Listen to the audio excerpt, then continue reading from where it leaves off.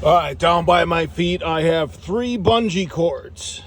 A red one, or excuse me, a green one, a black one, and then this.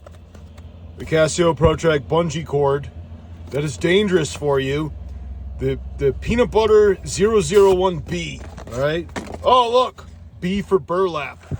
You got a burlap sack, and there it is, look at it.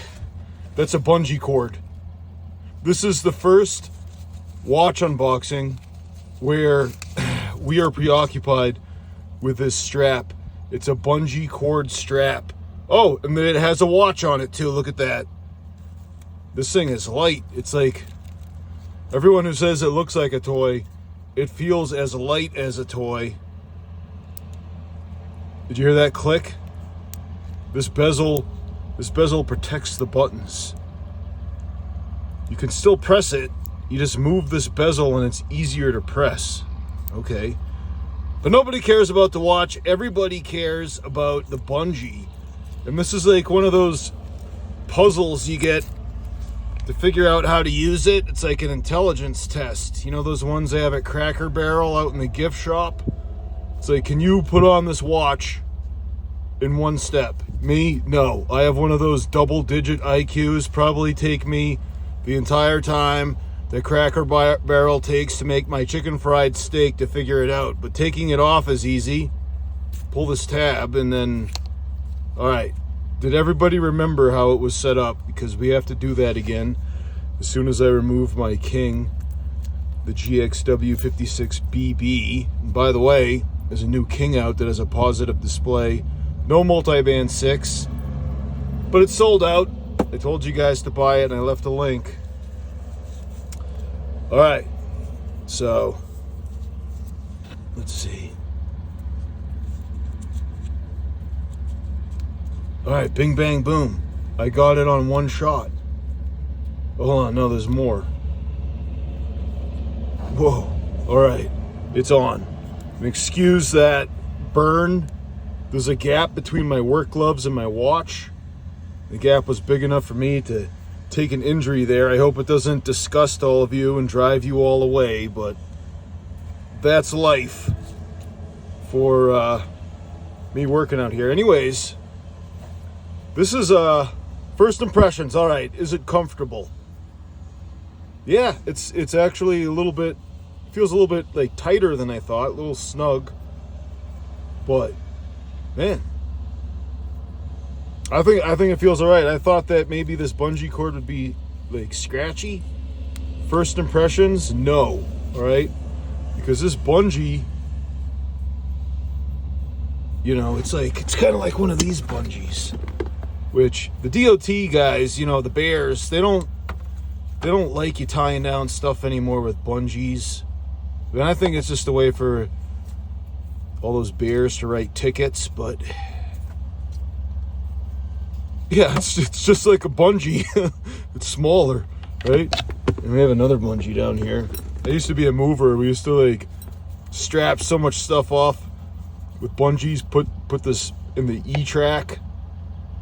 But totally different type of bungee. If when I say bungee, if you're thinking one of these, no. But it is a lot like one of these. Right? So maybe you could use this for cargo securement. Oh, and look, you can adjust it too. All right, well that's good, guys. This is so versatile. All right, this is another one of these products where you're limited only by your imagination. Okay, because this is like the best watch for a giant wrister. Look at that. In fact, I'm just gonna put on my work boot just to prove to you. All right. These are Ariats. A lot of people ask me about the Ariats. Look at that. I can tell time just by looking at my boot. Oh, did I break it? No, I think I just plucked it off. So the way that I secured that, well, it came undone through here. Hold on. All right. Let me put it back in here. So you put it through the inner cavity and then pluck it off to the side. and then you pull it through. Oh, okay, all right. I think we may have found a weak point right off the bat by trying to attach this to my boot. How did we get that to stay? I'm gonna have to like rewind my own video to see how it was to begin with, right? Again, this is not just a watch, it is also a Bungie, and it is not just a Bungie, it is also an intelligence test, okay? This is only for people who have over 100 IQ, so I may have to like put it right on eBay right away because, like I said, I'm in the double digits, high double digits, but double digits nonetheless. All right, so that putting it on the boot may not be an option because it looks like it has to double back. All right, I think that's how it was. Like I said, I'm gonna have to like rewatch my own video to see if this is how it came out of the box. All right, anyways, is that enough information about this strap that you guys want to see? Well, stay tuned because I'll give you more. I'll be wearing it, and yes, I will be tough testing it. Can I put it on without doing the Bungie doll? All right, this is the imbecile's way of putting this on. Have someone with a genius IQ attach the Bungie, and then if you're an imbecile, like, never take it off. It's like a buddy of mine, he went to private high school, he had a dress code with a tie, and he put on a tie the first day of high school, never took it off, graduated, or he took it off, but he never undid the knot. It was the same knot, he just loosened it every night. So you may have to follow a similar course of action with this one. But look, this has so many ways to adjust it. I know that the Small Wrist King was asking whether it would fit, and yeah, you could like cinch this down. You know, you could probably cinch it down so tightly that it could fit a finger. Let's see. Let's bring this all the way in, as tight as we can get it. All right, as tight as we can get it. Adjusting this part.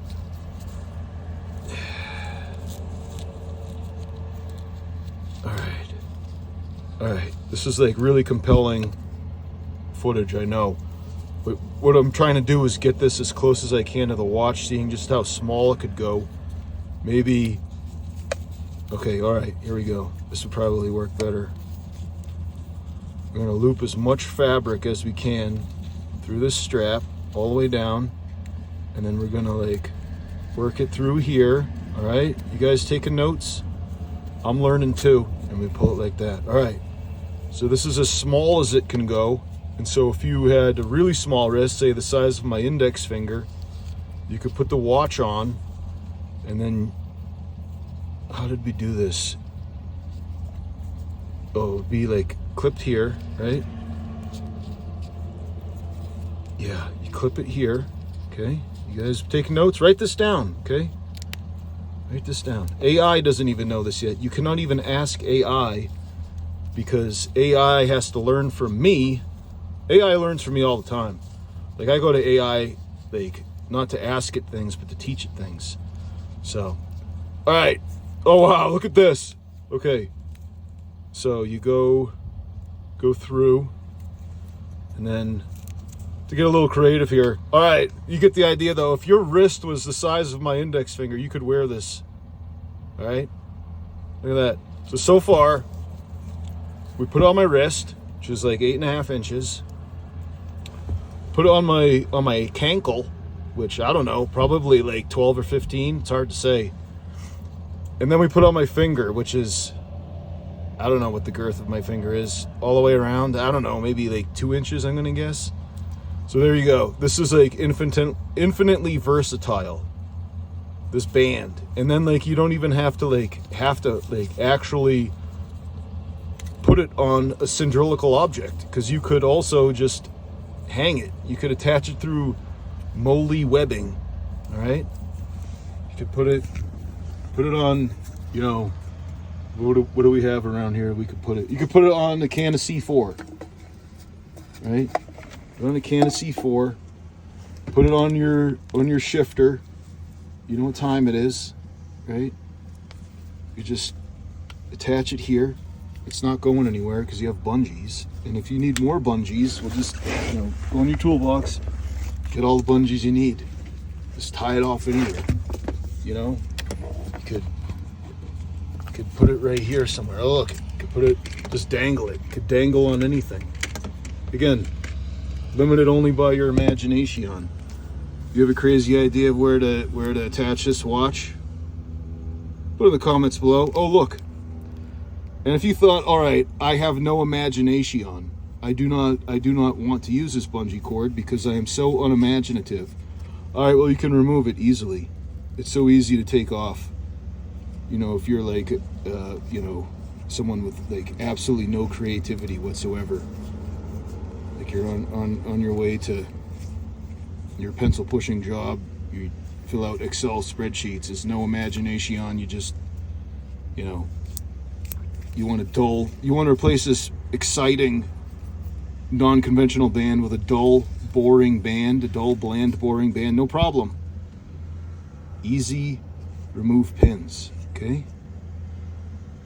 All right, so it has Bluetooth. I'm not really excited about that, but a lot of people saying this is not even a ProTrek because there's no ABC sensors.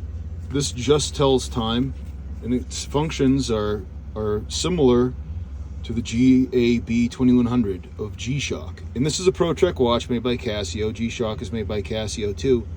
So it makes sense that, you know, they would share some of the technologies in the same way that GM, General Motors, shares technologies between their brands, such as Chevy and Cadillac, right? And so this whole bezel thing, you know, I don't think it does a whole lot, because look at the light. Still, oh, look at that Peterbilt. That's a nice Peterbilt. It's a sand hauler. Yellow Peterbilt. I wonder if he has a yellow G-Shock to go with his yellow Peterbilt. Anyways, is that a Peterbilt? Yeah. All right. Anyways, so these hands right here, you know, they're like, they look like, I don't know, drumsticks. The minute hand looks like a drumstick in the hour hand. All right, look at that Peterbilt again. That's sweet. It's a sand hauler though. So, and that looks like the stick that you hit with the drumstick to make that clicking noise.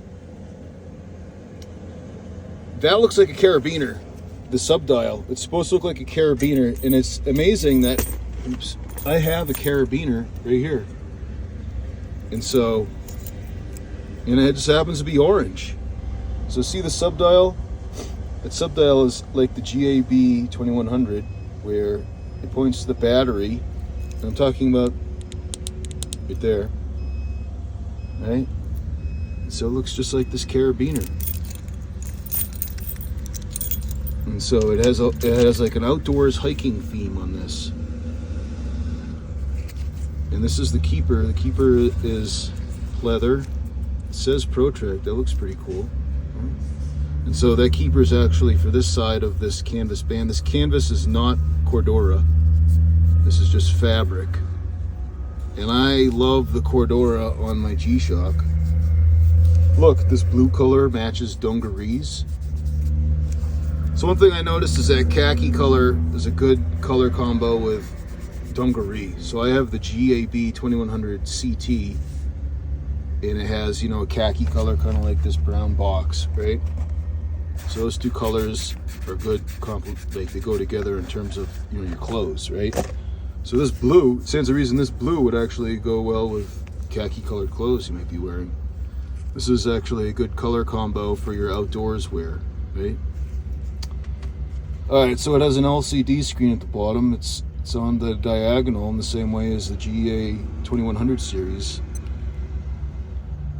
Different modes. You have world time, stopwatch. Can you guys see? Unfortunately, this is a negative LCD screen, so naturally visibility is very poor.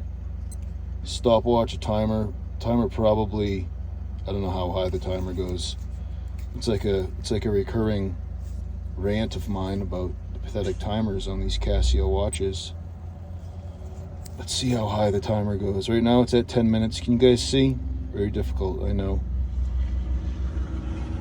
We're pushing forward the minutes. We're up to 26 minutes now. To 38 minutes now. I'm guessing it only goes to 60 minutes, which would make me angry.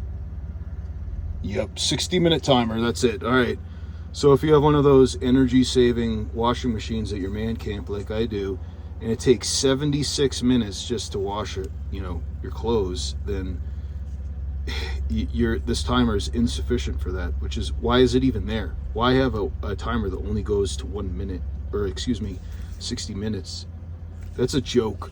Like, I know I've ranted about this so many times. People are like rolling their eyes like, oh boy, here we go again. Well, guys, how in the year of our Lord 2024, and Casio has reduced the length of their timer. What sense does that make? It should be easier to make a longer timer, since storage, like the memory, the microchips that hold memory are so cheap nowadays. You could get a watch this size that is essentially a computer, and it's called an Apple Watch. It is a tiny computer, the Apple Watch is. And the tiny computer is the size of this G-Shock. And I don't need an Apple Watch. I don't want an Apple Watch. But how nice would it be to have a timer that's at least 24 hours, right? Stopwatch too is probably hobbled. We're not going to look at that, but we have alarm. How many alarms? I don't know. And then we're back to the main time. So it's Monday the 26th. And pressing this button, I think, will change what we see there. Nope. All right, so we press the adjust button to change what we see in the LCD. Right now it's the day of the week and the date. And now we see a digital readout of the time by pressing this adjust button. So you can toggle between the two. That's not bad, okay, because I like seeing it once on my watch. I like seeing the day of the week and the date, which you can do down there. It doesn't say the month. So you're going to have to know the month, I guess. And then the light. So you have two lights. You have a LED that illuminates the analog watch dial, and then it looks like there's a backlight on the LCD. That's pretty cool, huh? And we went through all the modes. I think the only one we didn't look at is a stopwatch. So I'll start the stopwatch. As far as how high it goes, we'll see. It does have fractions of a second, so that's positive. That's a positive on the negative LCD. All right, but it is very light. It's very light. It's made of plastic. And looking at pictures, I thought it would feel like a piece of junk, like just, like a toy. But to me, it doesn't feel like that at all. I don't have confidence in this bezel. I mean, like seeing how, I read that this bezel, the shape right here, protects the buttons some. So if you want to unlock it, you rotate it, and now you can press the buttons easier, and you can see their labels. Might be kind of a gimmick, because you can still press the buttons without turning the dial or the bezel, and I'd be afraid that it could get caught in something and pop off, but that's just because I'm very rough on all of my possessions. I'm really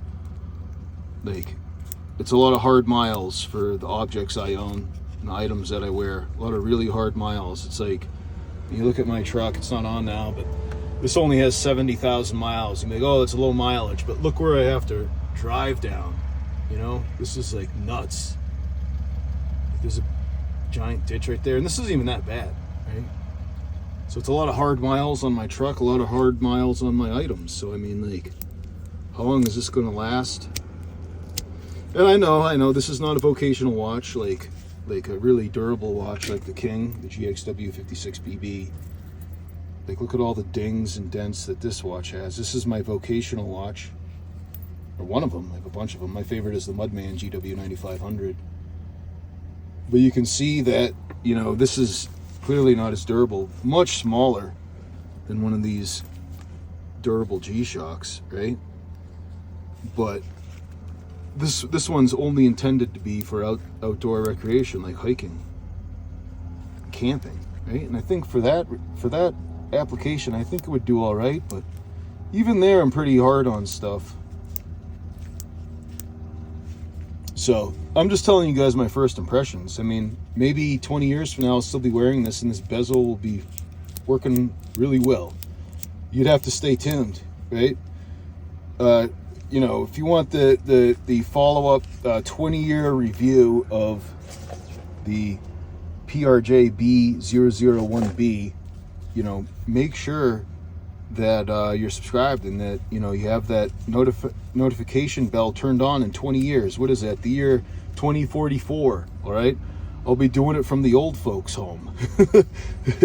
How old will I be then? 64. All right, so I won't be doing that. I'll be like, it'll be a video, it'll be like, hey, I'm finally retiring, and also doing a 20-year review of this ProTrek, the PRJ-B001, right?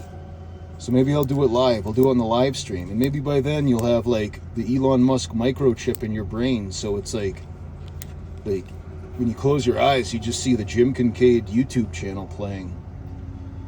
Would that be the dystopian near future for you, or would that be paradise on Earth? I don't know, but I think this watch is pretty cool. This is like this. Is there any other watch like this that has a band, a bungee cord band? And I'm gonna wear it today, see how comfy it is. But I'm going to have to rewatch my video, to get it back exactly right.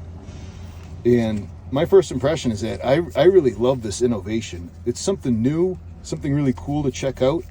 And I wore it just for a few seconds, and I did not find it to be uncomfortable in those few seconds. But we'll wear it throughout the course of the day, and I'll keep you guys updated as far as my opinion and how it's holding up.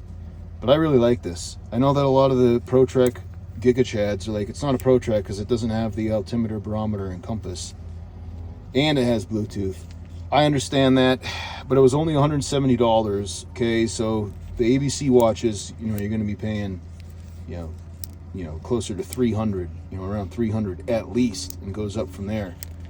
So you save some money on having the ABC, and you also get a lighter, smaller watch, and you just, like, if you're going hiking, just want to see the time, well, there it is, right? And a beautiful analog display with LCD subdial, as well as a carabiner-shaped function subdial. And I think it looks really cool. I think these colors are great. They go along well with, you know, camping equipment colors, like your backpacks and your sleeping bags and everything. Not a tactical color at all. Now, this particular watch does come in a Wang Computer beige and black color that's kind of like a charcoal black. That's not available in the United States yet.